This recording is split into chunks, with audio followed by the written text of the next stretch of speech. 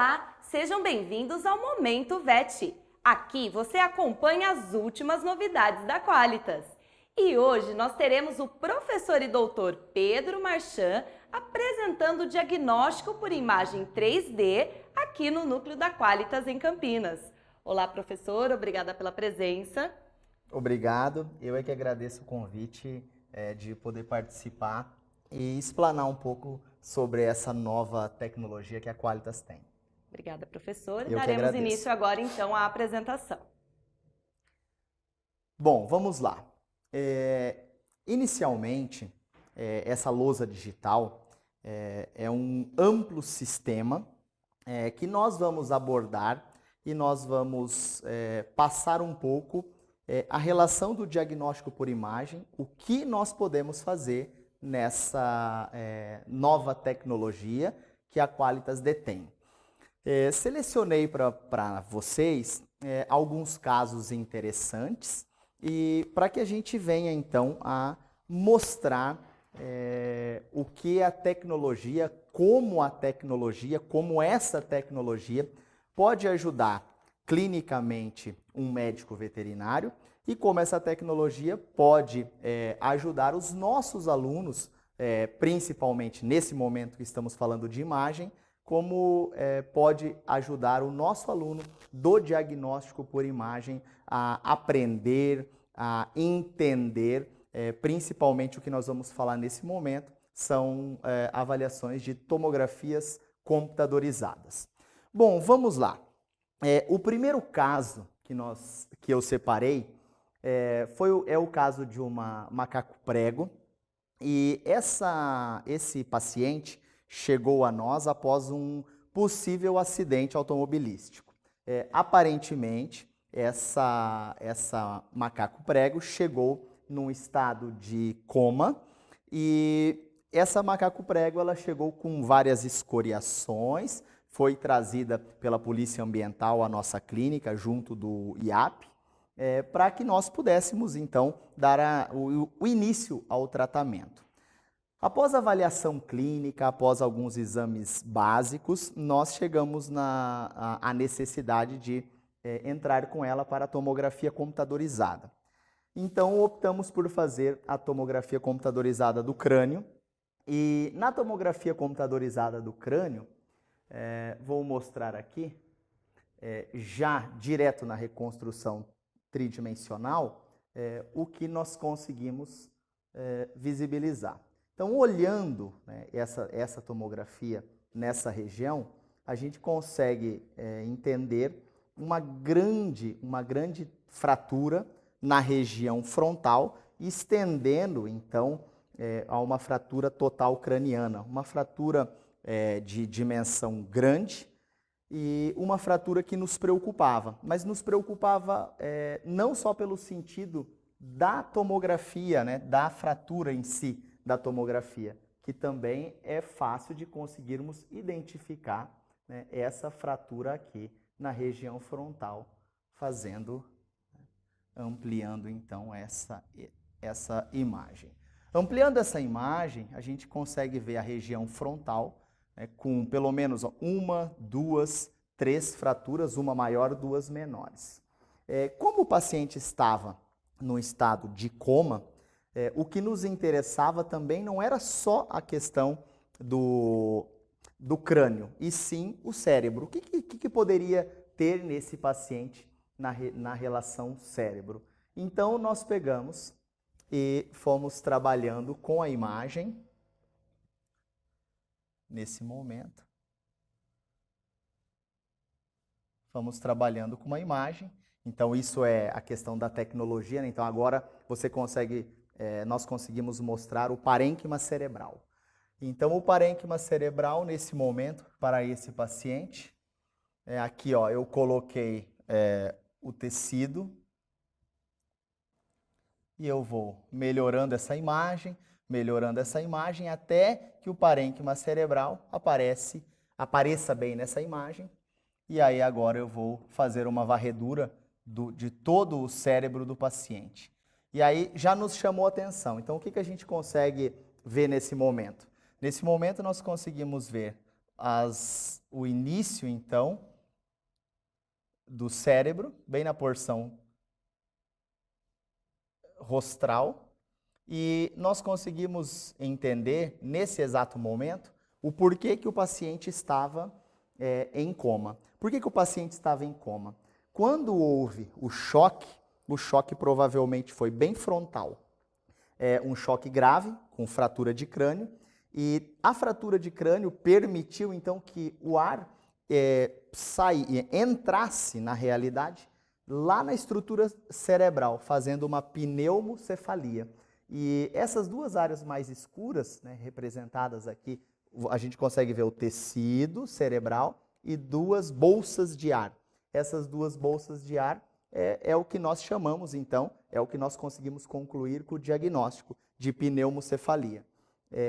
Felizmente, nós tínhamos a tecnologia para poder atender esse paciente, porque sem o diagnóstico, um exemplo, um exame radiográfico aqui, ele simplesmente ia mostrar a fratura, talvez não com essa característica, mas nós íamos conseguir enxergar sim essa fratura, mas não iríamos conseguir enxergar dentro do cérebro. Então, a tecnologia, a tomografia computadorizada desse paciente possibilitou que entrássemos com a terapia necessária para essa afecção. E hoje, a Maria, ela, né, depois, carinhosamente, demos o nome para ela de Maria, uma colega que trabalhava na minha clínica e amiga até hoje, tem ela, né, como fiel depositária, e a Maria se recuperou muito bem desse grave acidente,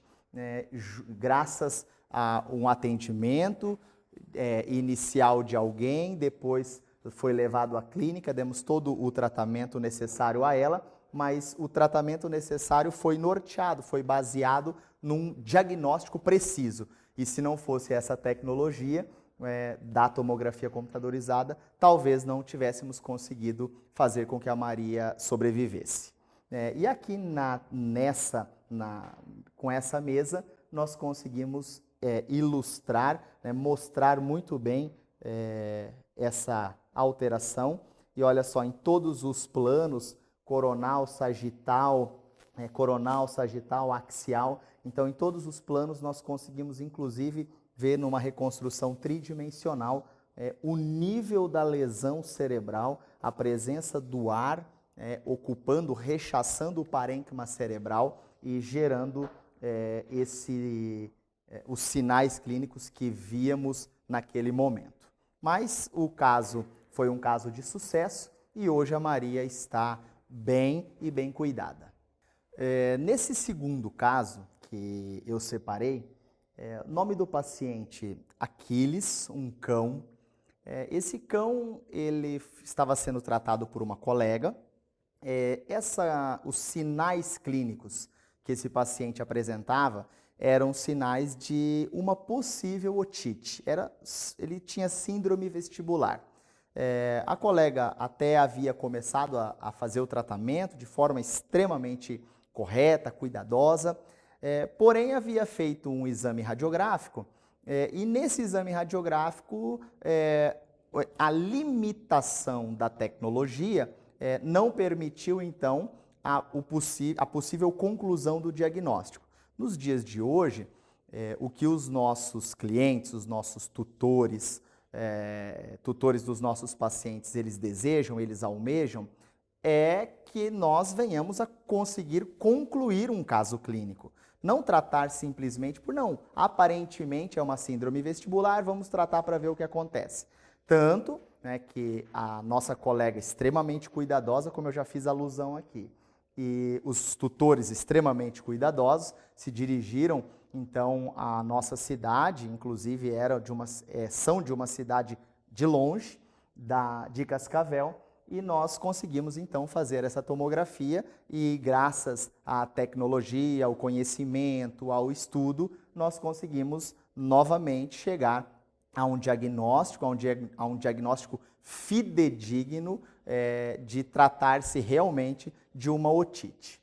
Bom, mas o que nos intrigava no caso era conseguir chegar nesse diagnóstico. Então, aqui nós temos uma imagem, uma reconstrução tridimensional, né, desse paciente, novamente um exame tomográfico de crânio, né, numa reconstrução muito detalhada que essa tecnologia nos dá.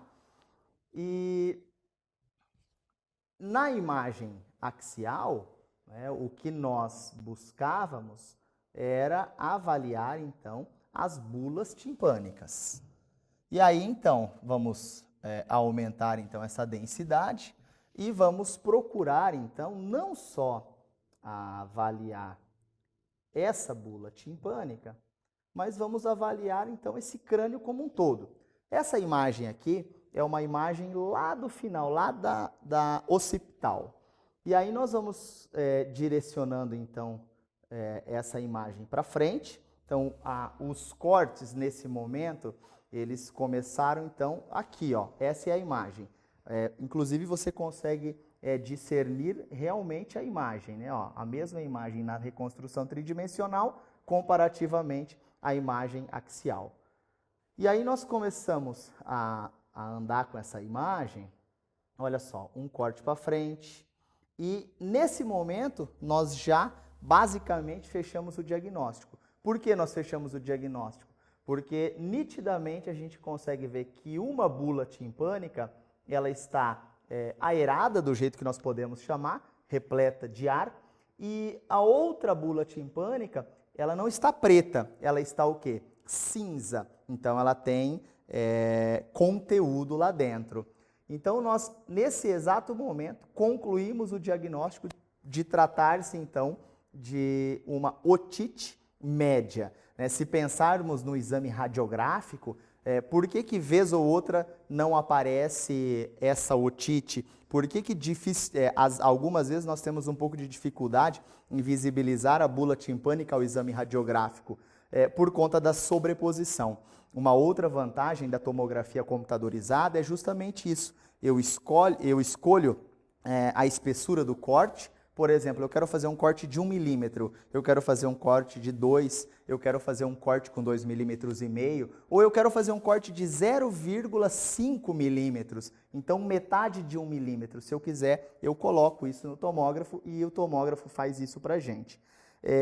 E concomitante a isso, nós conseguimos descartar demais problemas no cérebro cuja tomografia consegue capturar, identificar. Então, olha só, nós vamos avaliando, andando, e ó, parênquima cerebral todo dentro da normalidade. Ventrículos cerebrais, massa cerebral, até chegar em região de bulbo olfatório. Então, agora nós já conseguimos ver seios nasais, os 2 olhos, as 2 lentes. Então, há uma grande vantagem em associar a tecnologia, em casos como esse, para que nós venhamos a conseguir um diagnóstico preciso para esses nossos pacientes. E, obviamente, voltando e pensando em uma forma didática, né, para ensinar esses nossos colegas nos nossos cursos de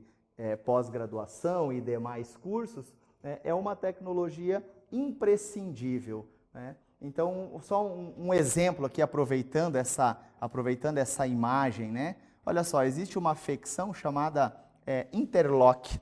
O que é isso? É quando o processo coronoide da mandíbula, extremamente fácil de ser visibilizado aqui, ele sai e se desloca para fora do arco zigomático. É difícil ver isso no exame radiográfico. Já numa tomografia computadorizada, se, por exemplo, esse paciente tivesse, nós iríamos conseguir avaliar isso de forma extremamente clara. Inclusive, uma tecnologia que nos ajuda, por exemplo, em um curso de oftalmologia. Então, não é só a imagem aqui, é um contexto, como a própria imagem pode mostrar. Por que, por exemplo, um olho de um cão, ele sai facilmente entrando num quadro de exoftalmia traumática, comparativamente a um olho de um gato, que quase não sai, quase não tem exoftalmia traumática? É só olharmos a conformação da órbita óssea, uma órbita óssea aberta, fechada por um ligamento, chamado ligamento orbital. Então, essa tecnologia, ela não refere-se apenas ao diagnóstico por imagem, ela pode ser amplamente utilizada e será amplamente utilizada, tenho certeza, pelos nossos colegas professores do Instituto Qualitas. E é com ela que nós vamos fazer com que o ensino e a medicina veterinária venham a progredir cada vez mais. Bom, e o terceiro e último caso que eu separei foi um caso de um paciente que clinicamente ele tinha uma possível discopatia, uma possível hérnia de disco, vamos pensar assim, para diferenciar, um paciente que tinha um pouco de dor abdominal, um paciente que tinha um pouco de dor ao pegar e, obviamente, nossa colega também, muito cuidadosa para com os pacientes dela, indicou para que fizéssemos uma tomografia computadorizada da região tóraco-lombar para ou confirmar ou descartar possíveis discopatias e possíveis doenças, então, da coluna. Bom, aqui é uma reconstrução tridimensional que essa tecnologia nos permite.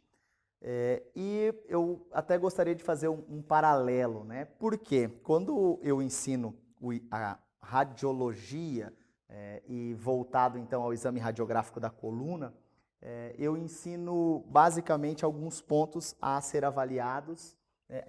avaliados na coluna.